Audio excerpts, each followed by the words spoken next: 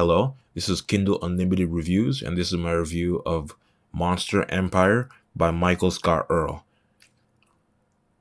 The cover of this book is one handsome guy between two monster women, and the cover is effective in that it tells you what you need to know about the book right away. It's one of those harem building books. So that means the goal of the main character is to build up his powers and allies, and then, well, have sex with a lot of pretty women. So that's the type of book this is. So if that's not what you're into, then you won't get very far in this book.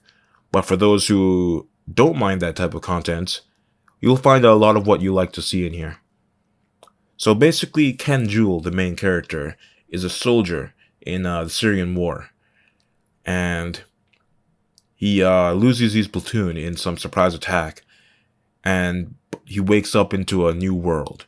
So basically, guy transports to another world, meets some monsters type of thing.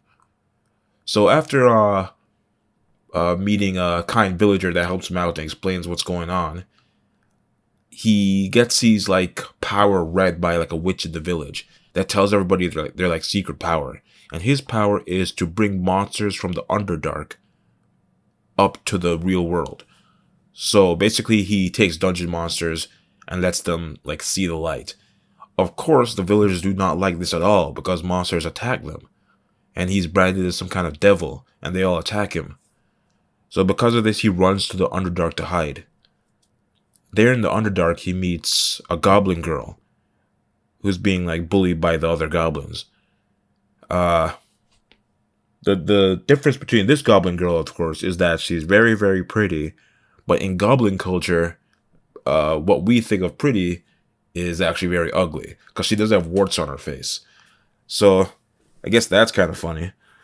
So he takes this girl up to the surface world, and they quickly get married, have a child, and they work to defend themselves against attackers who don't like this monster-human relationship.